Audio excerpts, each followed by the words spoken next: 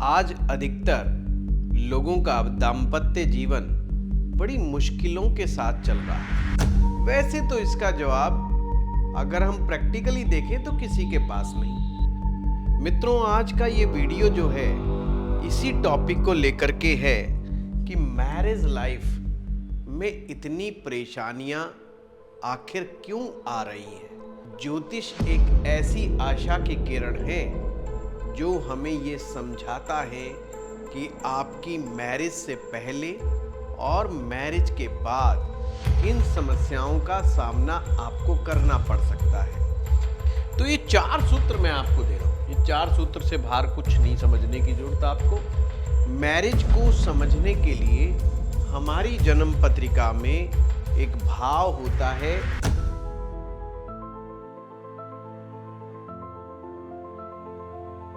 आपकी कुंडली आपको कंफ्यूज कर रही है, आप भी सीखना चाहते हैं सितारों की भाषा, तो आइए एस्ट्रो पाठशाला लेकर के आया है पूरे 1 साल का कोर्स। यदि आप ज्योतिष सीखना चाहते हैं तो दिए गए नंबर पर तुरंत कॉल करें। मैरिज को समझने के लिए हमारी जन्म पत्रिका में एक भाव होता है जिसे हम सप्तम भाव कहते हैं। 7th हाउस जो होता है ये हमारा विवाह का भाव होता है। आप लोग भी अपनी जन्म पत्रिका खोल सकते हैं। पहले हम विवाह भाव को समझ लें। 7th हाउस से क्या क्या देखते हैं?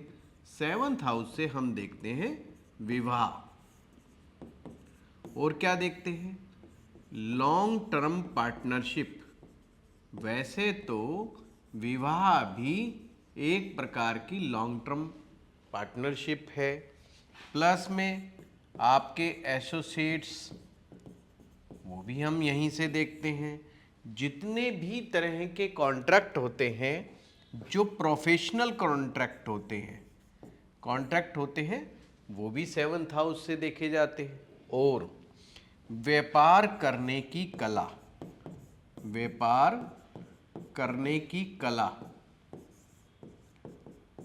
ये भी 7th हाउस से पता चलता है। और क्या पता चलता है? आपकी पब्लिक के बीच में इमेज कैसी है। अब सिंपल सी बात है, ये 7th हाउस आपको व्यापार करने की बात को कह रहा है। ये जब ही संभव हो पाएगा जब आपकी मार्केट में साख अच्छी होगी, तो ही लोग आपके साथ उठना बैठना पसंद करेंगे, तो ही कहीं ना कहीं आपके साथ लोग पार्टनरशिप करना पसंद करेंगे। तो 7th हाउस विवाह के अलावा भी बहुत सी चीज़ों को ये दिखा रहा होता है। साथ में 7th हाउस एक और महत्वपूर्ण बात कहता है। वो क्या बात है? वो है आपकी डे टू डे इनकम। ये बहुत ज़रूरी है कि हम नित्य कितना धन अर्जित करते हैं, ये भी सप्तम भाव से ही पता चलता है। पर आज का टॉपिक एक कदम और आगे है। हमने विवाह को समझा कि अगर सप्तम भाव का स्वामी यानी कि विवाह का स्वामी ग्रह अगर कुंडली के 12 अलग अलग भाव में बैठें, तो आप कैसे समझेंगे कि आपके जीवन में क्या चीज़ प्राप्त होने वाली है, आपकी मैरिज लाइफ कैसे होने वाली है, मैरिज लाइफ कैसे परेशानी में आती है। ये सब बातें आपके दिमाग में कैसे आएंगी, कैसे समझ में आएंगी। जब हम सप्तम भाव को समझ लिया तो इसके कुछ रूल समझ लेते हैं। सबसे पहला रूल, क्या रूल है इसका? कि कोई भी ग्रह इस भाव में नहीं होना चाहिए। इस भाव में नहीं होना चाहिए। देखो कितना सिंपल रूल है। आप भी अपनी जन्म पत्रिका खोलो, जहां पर ये 7th हाउस है, ये आपका लगन है। जिनकी कुंडली इंग्लिश में बनी हुई है वहाँ पर असेंडेंट लिखा होगा। बिल्कुल उसके अपोजिट सेवंथ हाउस होता है। 180 डिग्री पर, लगन से 180 डिग्री पर विवाह स्थान होता है। इस विवाह स्थान में यहाँ मैं लिख देता हूं विवाह, कि हम विवाह की ही बात कर रहे हैं तो लिख देते हैं। इस विवाह स्थान में एक भी ग्रह नहीं होना चाहिए। अब आप कहें जी ऐसे कैसे? जी हाँ, आप इस भाव में किसी भी ग्रह को बिठा लीजिए, वो कहीं ना कहीं प्रॉब्लमेटिक ही होगा, यानी कि प्रॉब्लम ही क्रिएट करेगा। ये पहला सूत्र। तो यानी कि कोई नहीं होना चाहिए। अब आप देख लो आपकी कुंडली में 1 बैठा है कि 2 बैठा है कि 3 बैठा है, जितने ज़्यादा ग्रह बैठेंगे उतनी ही ज़्यादा परेशानियां ज़्यादा रहेगी, उतना ही अनसेटिस्फैक्शन लेवल आपको प्राप्त होगा अपने जीवन साथी के तरफ से। समझ गए? बड़ा सिंपल है। दूसरा सूत्र क्या है? दूसरा सूत्र है कि कोई भी नीच का ग्रह, कोई भी नीच राशि का ग्रह, नीच राशि का ग्रह नहीं बैठना चाहिए। कोई भी नीच राशि का ग्रह नहीं बैठना चाहिए। अब देखो, अब चलो आ ही गया कोई ग्रह, तो उससे एक कदम आगे कहा जा रहा है, चलो कोई बैठ भी गया तो गलती से भी वह ग्रह अपनी नीच राशि में ना हो। अगर नीच राशि का कोई भी ग्रह सप्तम भाव में बैठ गया, वो आपकी मैरिज को अच्छा खासा डेंट मार सकता है। और क्या सूत्र होना चाहिए? कोई भी वक्री ग्रह, कोई भी वक्री ग्रह नहीं होना चाहिए। अब ग्रह बैठ गया, एक तो नीच राशि का नहीं होना चाहिए और वक्री भी नहीं होना चाहिए। और चौथा नियम क्या है? चौथा नियम को चलो देखते हैं, चौथा नियम क्या है। फोर्थ नियम कहता है जो भी ग्रह पूर्व जन्म के रिलेशनशिप के दोषों को रिप्रेजेंट करता है, वो भूल करके भी नहीं होना चाहिए। यानी कि जो भी हमारे पूर्व जन्म के नेगेटिव कार्मिक दोष हैं और ऐसे दोष जो कि हमारे रिलेशनशिप के अंदर परेशानियां पैदा करें, वो भूल करके भी नहीं होने चाहिए। वो कौन कौन से हैं आइए समझिए। सबसे पहले सूर्य, नंबर 2 पे चंद्रमा और नंबर 3 पे राहु। ये 3 ग्रह, तो आगे सूत्र कहता है इनमें से कोई भी एक ग्रह भूल करके भी नहीं होना चाहिए, क्योंकि ये पूर्व जन्म का एक दोष होता है जिसे स्त्री श्राप कहते हैं। इसका मतलब है पूर्व जन्म में आपने किसी महिला को बड़ा परेशान किया है, उसका गर्भ गिरा दिया, उसके साथ मार पिटाई की है, या रिलेशनशिप में आपने चीटिंग की है, सीधा सीधा धोखा दिया है और उसका सम्मान तो बिल्कुल नहीं किया। तो आपने जो पूर्व जन्म में किया था, इस जन्म में वही पैटर्न्स चीटिंग के, धोखाधड़ी के, मार पिटाई के, वो सब आपके दिमाग में इस जन्म में भी है। बहुत ज़्यादा अपने जीवन साथी को क्रिटिसाइज करने के, उसको डिमोरलाइज करने के, वो सब पैटर्न आपके ब्रेन में बने हुए हैं।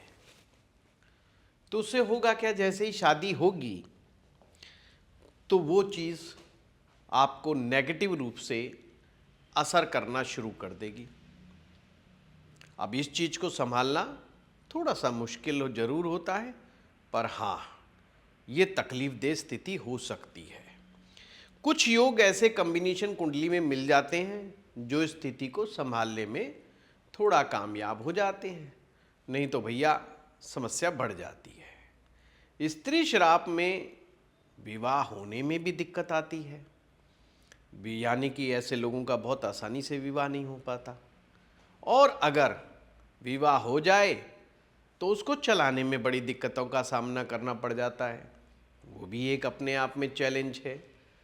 तो अगर ये हमें स्त्री श्राप की कहानी समझ में आ जाए, और अगर आप इसको डिटेल में जानना चाहते हैं तो आप हमारे जो 3-4 यूट्यूब चैनल हैं सब पे जाके देख सकते हैं।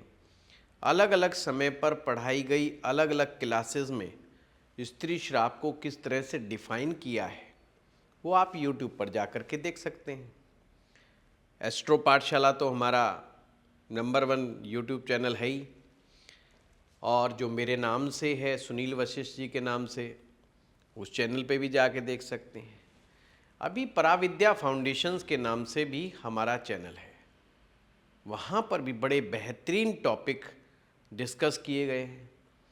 एक और चैनल है हमारा द सोल पाथ, उसको ज़रूर देखिए, उसमें भी हमने स्त्री श्राप पर बोला हुआ है, वहाँ पर आपको रेमेडीज़ मिल जाएगी। आज का टॉपिक रेमेडीज़ का नहीं है, इसलिए मैं आपको रेफरेंस दे रहा हूँ कि आप वहाँ से जाके देख सकते हैं। तो ये 4 सूत्र मैं आपको दे रहा हूँ, ये 4 सूत्र से बाहर कुछ नहीं समझने की जरूरत आपको।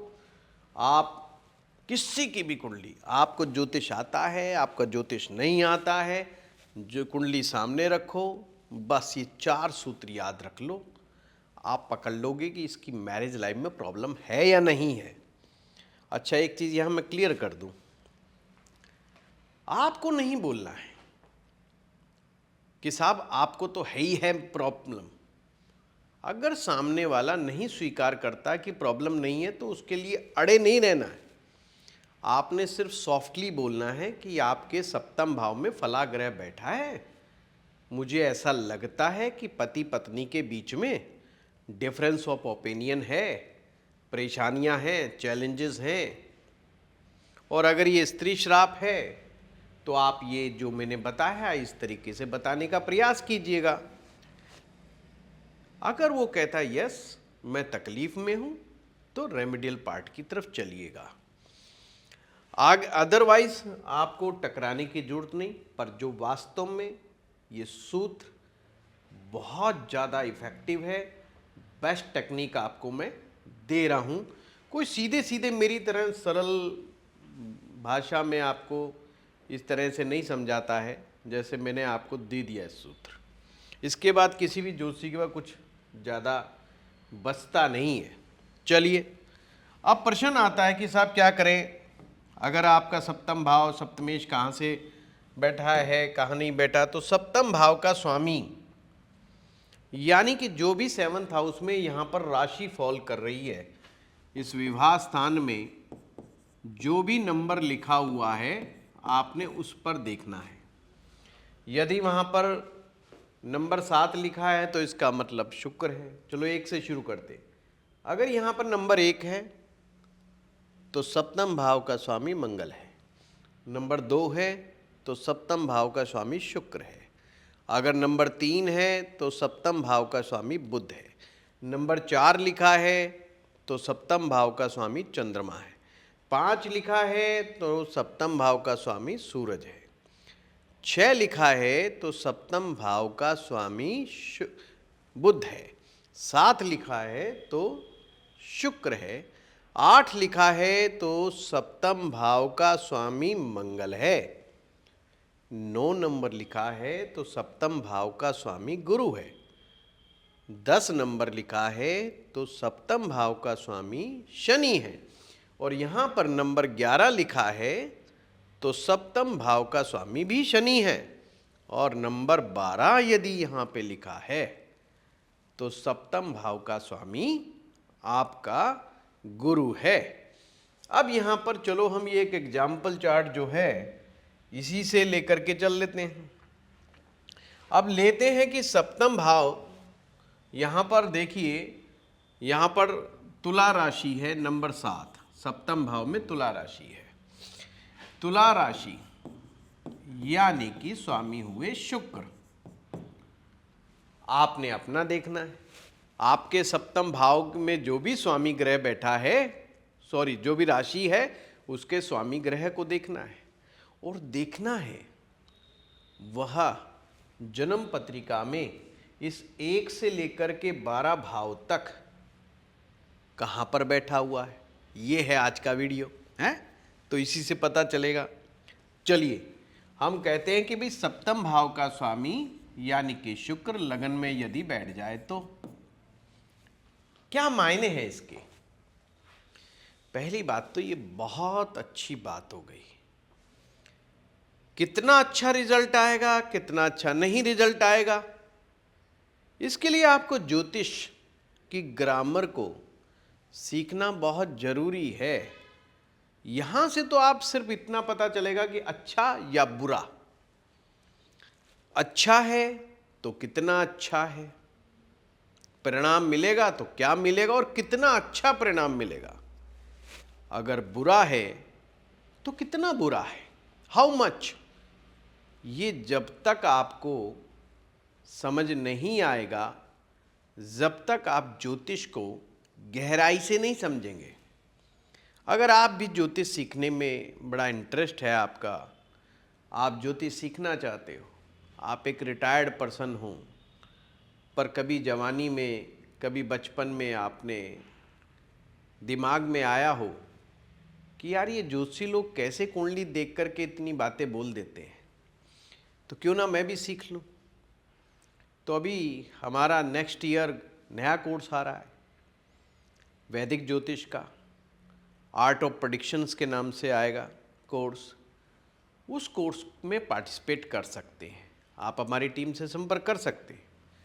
अगर आप हस्तरेखा सीखना चाहते हैं, पामिस्ट्री, कई दिनों बाद कई सालों बाद आ रहा है ये हमारा कोर्स, और जो पुराने लोग हैं वो जानते हैं मेरी जीवन में जो इस एस्ट्रोलॉजी के वर्ल्ड में जो मेरी शुरुआत हुई थी वो पामिस्ट्री के माध्यम से ही हुई थी।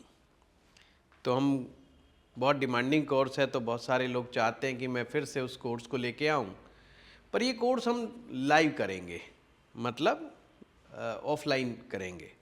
चलिए, अगर आप भी ज्योतिष सीखना चाहते हैं, आप हाउस वाइफ हैं, आप कोई पैसिव इनकम जनरेट करना चाहते हैं, आप कोई पार्ट टाइम इनकम जनरेट करना चाहते हैं, या ज्योतिष को शौक या तौर पे सीख कर लोगों की हेल्प करना चाहते हैं, या आप इसको फुल टाइम अपना कैरियर बनाना चाहते हैं, तो आप एस्ट्रो पाठशाला से जुड़ करके कई प्रकार के ज्योतिष कोर्स सीख सकते हैं। तो मित्रों, मैंने कहा लगन का सप्तम का स्वामी अगर लगन पर बैठ गया तो एक अच्छी बात है, क्योंकि सूत्र कहता है अगर कोई भाव का स्वामी अपने ही भाव को देखे तो अपने भाव की रक्षा करता है। मैं बहुत सिंपल आपको समझा रहा हूँ, कॉपी में ऐसे ही लिख लीजिए, बस काम आ जाएगा। वो मैं टिपिकल लैंग्वेज का उपयोग नहीं कर रहा हूँ। तो यहाँ पर ये हमेशा उसकी मैरिज को बचाने का भरसक प्रयास यहाँ पर बैठा हुआ ग्रह करता है। मैरिज लाइफ में अप एंड डाउन तो आएंगे, ये आते ही हैं मियाँ बीवी में, इंसान की फितरत है। लंबे समय तक शांति से नहीं रह सकते, चाहे पुरुष हो चाहे स्त्री हो, तो किसी ना किसी बात पर कहा सुनी होना, डिबेट होना, आर्गूमेंट होना, कभी कभी गुस्सा भी आ जाना, ये सहज है। पर पति पत्नी के संबंध बहुत डीप होते हैं, फिजिकल रिलेशनशिप के भी इश्यूज होते हैं, तो बहुत सी चीज़ें जुड़ी हुई होती हैं मैरिज लाइफ के अंदर। तो ये जो परेशानियां आती हैं मियाँ बीवी की, अगर उनका सप्तमेश वेल प्लेस्ड है तो काफ़ी हद तक उस दोष को कम करने का काम करने लग जाता है। अगर सप्तम भाव का स्वामी यही शुक्र सेकंड हाउस में बैठ जाए तो क्या, यह समस्या है, थोड़ी सी समस्या है, ज़्यादा नहीं थोड़ी सी है, पर अगर आदमी बुद्धिमान नहीं है, कई बार वो थोड़ी सी समस्या को भी बड़ा बना लेता है। और बुद्धिमान व्यक्ति, शांत संयमित व्यक्ति बड़ी समस्या को भी छोटा कर लेता है। ये सूत्र भी याद रखना। मैंने एक कोर्स पढ़ाया था, लव मैरिज एंड रिलेशनशिप, बहुत ही शानदार कोर्स था। वैसे मैं अपनी तारीफ करता नहीं हूँ, पर कई बार करने को मन करता है। उस कोर्स को जब आप देखेंगे, हमारी ऐप है, उस पर वो कोर्स अवेलेबल है। अगर आप वहाँ जाकर के देखेंगे तो आपको मालूम होगा कि पति पत्नी के संबंध क्या होते हैं, इसके मायने क्या हैं शादी के। और मेरे शानदार जोक्स तो आपको वहाँ पे बड़े अच्छे मिल जाएंगे। खैर, जब ये सेकंड हाउस में बैठता है तो कहीं ना कहीं पति पत्नी में एक छिपाव रहता है, एक सीक्रेसी रहती है। एक सीक्रेसी को बनाए रखना चाहते हैं। पूरी दिल की बात ये लोग कर नहीं पाते हैं अपनी। बच्चे तक पैदा कर लेते हैं पर मन की बात कभी नहीं कर पाते हैं। और ये उम्मीद करते हैं कि शायद ही अपने आप ही समझ जाए कि मैं क्या चाहता हूँ। क्लैरिटी ना होने से, ट्रांसपेरेंसी ना होने से कई बार संबंधों में बहुत बड़ा उतार चढ़ाव भी आ जाता है। दूसरी बात ये भी है, पत्नी ऐसे में ये चाहती है कि व्यक्ति मुझे धन दौलत ये तो सब देता रहे, पर मैं भी अपने ही अलग ही व्यूज़ में चलूँगी, मैं अपनी सोच के साथ ही चलती रहूँगी, उसकी बात को समझने का प्रयास ही नहीं करूँगी। तो ये भी एक चैलेंज है। अगर सप्तम भाव का स्वामी तीसरे भाव में यदि आ जाए तो क्या होगा? ये स्थिति अक्सर अच्छी मानी जाती है, ठीक मानी जाती है। अक्सर ऐसे केसेस में, कई लोगों के केसेस में शादी करते ही व्यक्ति का भाग्योदय हो जाता है। पर हर केस नहीं, ये ध्यान रखना, हर केस नहीं। ज्योतिष की व्याकरण को समझना जरूरी है। ये देखना जरूरी है कि ये सप्तम भाव का स्वामी किस राशि में आया है, इसके साथ कौन बैठा है, इस पर किस ग्रह की दृष्टि है, और इस कुंडली में जो विवाह का कारक ग्रह होता है उसकी प्लेसमेंट कैसी है। इन सब बातों को ढंग से विश्लेषण करके ही निष्कर्ष पर पहुंचा जा सकता है। तो हम यहाँ पर ये कहें कि ऐसे व्यक्ति के लिए अक्सर लोगों का भाग्योदय विवाह के बाद होता है। आप भी अगर इंतज़ार कर रहे हैं कि मेरी सैलरी थोड़ी है और आपका सप्तमेश तीसरे में बैठा हुआ है कि मैं घर कैसे संभालूंगा, तो भैया शादी कर लो, हैं? घर अपने आप संभल जाएगा। बहुत सारे लोगों को बहुत बड़ी बड़ी गलतियां आजकल के युवा वर्ग कर रहा है। उन्हें लगता है कि एक लड़की अगर हमारे पास आ रही है तो उसे लाखों रुपए की तनख्वाह जब तक नहीं होगी आप घर नहीं बसा सकते। और उनका एक तरह से सोचने का एक कारण भी है कि लड़कियां अपने बाप की गरीबी को सहन कर लेती हैं पर अपने पति की गरीबी को सहन नहीं कर पाती। अपने पिता के घर में चाहे वो 50 गज का ही मकान क्यों ना हो, चाहे चीज़ें थोड़ी कम ही क्यों ना हो, पर पति के घर में उसको हर तरह की लग्जरी चाहिए। नहीं, उम्मीद कर सकते हैं, होना ये चाहिए। उम्मीद गलत नहीं है, गलत ये है कि आप उससे कुछ ज़्यादा उम्मीद कर रहे हो। बेटर तो ये रहे कि दोनों मिलो, 1 और 1 11 बन जाओ और खूब पैसा कमाओ और जीवन में खूब लग्जरी का एंजॉय करो, किसी ने नहीं रोका। तो सूत्र ये है कि भाग्योदय विवाह के बाद हो सकता है। अगर सप्तम भाव का स्वामी चौथे में आ जाए, इट्स ऑल्सो वेरी गुड। किस टर्म्स में? कई मामलों में उसे अपने जीवन साथी का सुख प्राप्त होता है। साथ में जीवन साथी भी धन अर्जित स्वयं करता है या अर्जित करने में उसका बहुत बड़ा सहयोग करता है। अगर आपका यहाँ पर बैठा है तो निश्चिंत रहो यार, जल्दी शादी कर लो। बहुत ज़्यादा 30 साल 35 साल 40 साल उम्र बिताने की कोई ज़्यादा ज़रूरत नहीं है। शादी का मज़ा बिल्कुल यंग एज में ही होता है। आधे बुढ़ापे की स्थिति में विवाह करने का आनंद थोड़ा कम हो जाता है। बुरा मत मानिएगा जो मैं शब्द बोलता हूँ, हरियाणा का आदमी हूँ, स्पष्टवादी हूँ, बोल देता हूँ। जैसा हमने बचपन में सीखा है, समझा है, वैसे ही बोल देते हैं क्लियरिटी के साथ। कर लो शादी अगर यहाँ पर बैठा है तो परमात्मा का आशीर्वाद है, माँ दुर्गा का आशीर्वाद उस व्यक्ति के ऊपर है कि उसे भगवती स्वरूप पत्नी प्राप्त होगी जो उसका भरपूर सहयोग करेगी। पर वही वाली बात है, वो जो मैंने अभी सूत्र बताया था कि यहाँ पर बैठ पड़ी राशि, बैठे ग्रह है, और वो सब ऐसा ना कहें जी मेरा चौथे में बैठा है जी, पत्नी आई है जब से झगड़ा हो सकता है, पर स्थिति अलग होगी।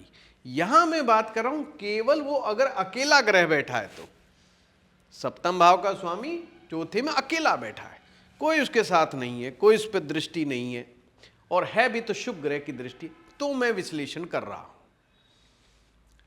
सप्तम भाव का स्वामी यदि पंचम में आ जाए तो यह भी स्थिति बहुत अच्छी है। लाभ जीवन में बड़ा प्राप्त होता है। बहुत सारी तमन्नाएं अगर आपकी है और उसे पूरा करना चाहते हो, जीवन में ऊपर उठना चाहते हो, और ये लगता है कि मुझे मन माफिक फ़ायदा नहीं मिलता है मेरे काम में, तो शादी कर लो।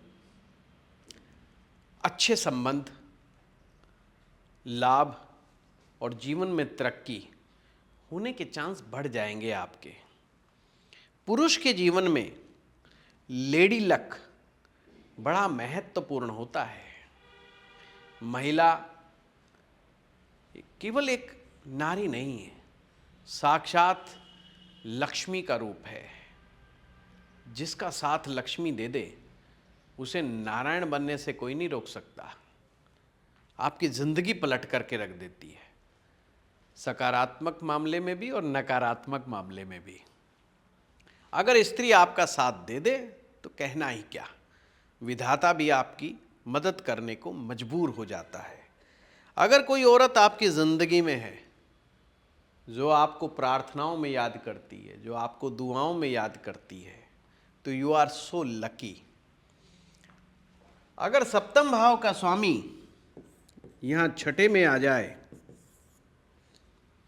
ये स्थिति बड़ी खराब हो सकती है। संभावना बहुत है, विवाह होने में भी देरी, विवाह के बाद भी समस्याएं, और अगर ये शुक्र है स्वयं तो मामला और ही गड़बड़ है। शुक्र के जो है छठे भाव को अपना मरणासन स्थान समझता है। यहाँ मरणासन ग्रह क्या होते हैं, इस पर भी हमने कुछ दिनों पूर्व वीडियो बनाया था, आप उसे जाकर के देख सकते हैं। तो यहाँ पर जो होना है, इसमें सेपरेशन के चांस कई बार बढ़ जाते हैं। अगर किसी व्यक्ति के है तो पहले ही किसी विद्वान आदमी से मिल करके समझ ले कि क्या होने की संभावना है।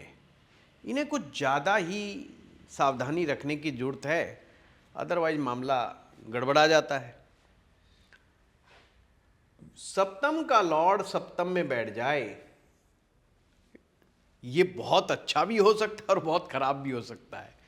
अगर शुक्र ही बैठ गया स्वग्रही होकर के, तो ये मैरिज को बर्बाद भी कर सकता है। चांस हैं, मैंने कहा पूरा विश्लेषण नहीं है, ये अच्छा भी जा सकता है, ये बुरा भी जा सकता है। दोनों टू साइडेड है ये, इसे दो धारी तलवार कहता हूँ। ये कई बार बहुत बड़ी गड़बड़ भी कर सकता है, गड़बड़ी करने के चांसेस बढ़ा देता है, क्योंकि सूत्र क्या है, कोई भी ग्रह यहाँ नहीं होना चाहिए। जी हाँ, जो भी होगा वो कुछ तो कुछ करेगा। कुछ विद्वान इसको मानते हैं कि अगर स्वग्रही ग्रह है तो अपने घर को प्रोटेक्ट करेगा, पर मैं कहूँगा ऐसे लोगों से आप मिलिए, पूछिए, कई बार व्यक्ति सामने वाला झूठ बोल देता है क्योंकि उसकी एक उम्र आ चुकी होती है। वो नहीं चाहता कि समाज में किसी को पता चले कि मेरे और मेरे पत्नी के बीच में क्या रिलेशन चल रहा है, तो वो झूठ बोल जाते हैं कि साहब किसी को ना पता चल जाए। Everyone living with the masking, हर आदमी नहीं चाहता कि उसके बारे में पता चले। पर कभी कभी इंसान जब बहुत दुखी होता है और ज्योतिषी के पास आता है तो दुख की बात अपनी सामने रखता है। तो ज्योतिषी के लिए वो एक अध्ययन का विषय भी है। वहाँ उसे प्रैक्टिकल चीज़ें सामने दिखाई देती हैं कि जो सूत्र दिए हुए हैं वो कितने कारगर हैं। जब पता चलेगा, हाँ दशाएं अच्छी चल रही हों, व्यक्ति पैसा बहुत बढ़िया कमा रहा हो, तो उस समय सब नॉर्मल ही रहता है। पत्नी भी शांत रहती है, चुप रहती है, रिश्तेदार भी चुपचाप बैठे रहते हैं, सब बढ़िया चलता रहता है। जब भी समय थोड़ा सा ऊपर नीचे आता है तो दिक्कत ज़्यादा बढ़ जाती है। सप्तम भाव का स्वामी अष्टम में चला जाए, ये भी कोई अच्छी बात नहीं है। यहां पर भी सीक्रेसी का मैटर बहुत आता है। कभी कभी तो दोनों 10 साल 20 साल 30 साल रहने के बाद भी ये कहते हैं कि हम एक दूसरे को समझ ही नहीं पाए, और इस ना समझ पाने की ना समझी से समस्याएं बढ़ जाती हैं। खैर, छठी में बैठना कोई अच्छी बात नहीं है, आठवें में बैठना कोई अच्छी बात नहीं है, पर यदि ये नवम में बैठ जाए बहुत अच्छी बात हो गई। ये भाग्यवर्धक भी है, सौभाग्यवर्धक भी है। ऐसे में जीवन साथी आपकी स्पिरिचुअल प्रैक्टिसेस में भी आपका साथ बहुत देता है। आपने बहुत से पति पत्नी देखे होंगे। पति अगर स्पिरिचुअल है, वो घर में हवन करना चाहता है तो पत्नी पार्टिसिपेट नहीं करना चाहती। पत्नी स्पिरिचुअल है, वो कोई क्रियाकलाप कोई स्पिरिचुअल प्रैक्टिस करना चाहती तो पति उस बात से बिल्कुल उसका दरकिनार कर देता है, उसके बिल्कुल कोई पार्टिसिपेट नहीं करता या लड़ ही पड़ता है, झगड़ा ही कर लेता है। तो ये केस उन चीज़ों के लिए बहुत बेहतर है। हाँ, भाग्यवर्धक है, वो भी बात ठीक है। और भी बढ़िया चीज़ क्या है, अगर सप्तम का स्वामी दसम में बैठ जाए, उत्तम स्थिति, हर प्रकार से जीवन साथी का सुख प्राप्त होता है, धन दौलत सब बढ़ती है विवाह के बाद। और अगर आपके साथ भी ये योग है, नौकरी बार बार छूट रही है, कोई काम की नौकरी नहीं मिल रही है, या जिस धंधे में हो आप वो धंधा बहुत अच्छे से नहीं चल रहा है और आपका ये योग है, तो मैं फिर कहूँगा शादी कर लो। आप कहेंगे आज पंडित जी को क्या हो गया, हर बात में कह रहे शादी कर लो। हाँ, हमारे बड़े बुजुर्गों के पास भी यही सबसे बड़ा टूल था। कोई लड़का लड़की अगर लगे कि शरारत कर रहे हैं, ज़्यादा मानते नहीं है, हम हाथ से निकलते जा रहे हैं, कहते शादी कर लो। चलिए, मजाक की बात अलग है, पर ये योग भी अच्छा है। सप्तम का स्वामी 11वें भाव में बैठ जाए, ये स्थिति अच्छी है, पर जब मैंने लगाया इसका मतलब यहाँ कुछ गड़बड़ कभी भी हो सकता है। कुछ लोगों को धोखा भी मिल जाता है, इस केस में चीटिंग मिल जाती है। तो सावधानी से निष्कर्ष पर पहुंचने के लिए ऐसे चार्ट में सूक्ष्म विश्लेषण अति आवश्यक है। सप्तम का स्वामी अगर 12वें में बैठ जाए, इसमें भी गड़बड़ है, कोई बहुत बढ़िया बात नहीं हुई। व्यक्ति अपने जीवन साथी को कई बार अपना शत्रु ही समझ बैठता है, कंपटीटर समझ जाता है। तुमने ऐसा किया, तुमने वैसा किया, उसको नीचा दिखाने की कोशिश बराबर करते रहते हैं एक दूसरे को। तो कहीं ना कहीं ये स्थितियां ठीक नहीं मानी जाती हैं। तो नटसेल में मैं अगर आपको समझाना चाहूँ तो कुंड सप्तमेश आपका दूसरे भाव में, आपका छठे भाव में, आपके 7वें भाव में, आपके 8वें भाव में, आपके 11वें भाव में, आपके 12वें भाव में, अगर इन भाव में सप्तमेश बैठे हैं तो विश्लेषण किसी योग्य ज्योतिषाचार्य से ही करवाएं, नहीं समस्या बढ़ सकती है। और अपने आप को सुधारने का प्रयास करें। मैरिज लाइफ में हमारी ईगो, हमारा गुस्सा दो बड़े शत्रु होते हैं। हमारा इम्पेशंस, हमारा डाउटफुल नेचर, ये भी एक तरह से एनिमी की तरह वर्क करते हैं। और सबसे बड़ा एनिमी पति पत्नी के बीच में थर्ड पार्टी एंट्री। अब थर्ड पार्टी जरूरी नहीं है हमेशा कोई बाहर का कोई लड़का होगा पति पत्नी के बीच में, या कोई औरत होगी, लड़की बाहर की होगी ना। कभी कभी ये थर्ड पार्टी एंट्री हमारे खुद के ही माँ बाप, भाई बहन और रिश्तेदार हो सकते हैं। ये लड़की वालों की तरफ से भी होते हैं। लड़की की माँ कई बार, आजकल टेलीफोन अवेलेबल हैं, कुछ ज़्यादा ही चक्कर में घुस जाती है उनके घरों में। वो चीज़ उचित नहीं है, वो भी थर्ड पार्टी हो सकती है। तो थर्ड पार्टी की एंट्री, बाहर शादी करने के बाद बोर्ड लगा दो नो एंट्री, किसी की एंट्री नहीं। दोनों के बीच में इतनी भी जगह ना हो कि हवा भी निकल पाए, इतनी समीपता और इतनी ट्रांसपेरेंसी हस्बैंड वाइफ के बीच में होनी चाहिए। ये एक आइडियल सिचुएशन है। थर्ड पार्टी में कई बार लड़का भी और लड़की भी बहुत बड़ी मिस्टेक करता है। लड़का बाहर एक्स्ट्रा मैरिटल अफेयर करता है और ये मान कर कि मैं कभी नहीं पकड़ा जाऊंगा, मैं बहुत समझदार हूं, मैं पता नहीं लगने दूंगा। पर इश्क और मुश्क छिपाए नहीं छिपते हैं। एक ना एक दिन भांडा फूटेगा, इज्जत बर्बाद होगी, घर बर्बाद होगा। तो सावधान, इन चक्रों में कुछ नहीं पड़ा है। अगर कोई स्थिति ऐसी आ जाती है कि पति पत्नी का एक साथ रहना मुश्किल हो गया है किसी भी योग की वजह से, तो किसी अच्छे एस्ट्रोलॉजर से मिलिए। वहाँ से अगर आपको रिलीफ नहीं मिलता, अच्छे मैरिज काउंसलर से मिलिए, अपने घर परिवार वालों से मिलिए, अपने हितैषी लोगों के पास जाइए। वो सब चीज़ें वर्क नहीं कर रही है तो बड़े प्रेम से अलग हो जाइए। आजकल लोग जब एक दूसरे से अलग होते हैं तो ये अलग नहीं हो रहे, एक दूसरे को बर्बाद करने पे तुल जाते हैं। अरे मुझे समझ में नहीं आ रहा, भाई ठीक है गलती तो तुम दोनों ने की थी जब शादी करके, तो एक की गलती कैसे हो सकती है जब दोनों ने ही मिलकर शादी की है? फिर एक दूसरे को बर्बाद करने वाला कड़वापन क्यों? कोर्ट कचहरियों में घसीटना, एक दूसरे को डेंट मारना, फिजिकली, मेंटली, फाइनेंशियली, ये चीज़ उचित नहीं। इससे फिर हम अपना ही एक बैड कर्मा क्रिएट कर लेते हैं और फिर ये सोच करके कि एक अगर छूट जाएगी या छूट जाएगा, हमें साथी दूसरा मिल जाएगा। फिर आप जितने मर्जी उपाय कीजिए, उपाय ऐसे काम नहीं करते। उपाय सच्चे आदमियों का साथ देते हैं, ईमानदार आदमियों का साथ देते हैं, भगवान भी सुनता है उनकी। तो मित्रों, आज का ये वीडियो कैसा लगा? सप्तमेश आपका किस भाव में है, उसका क्या फलादेश है, सिंपल भाषा में समझाने का प्रयास किया है। आप कमेंट बॉक्स में लिख के ज़रूर बताइएगा। और चैनल को सब्सक्राइब नहीं किया है तो भैया ऐसी गलती मत करो, हम बड़ी मेहनत कर रहे हैं।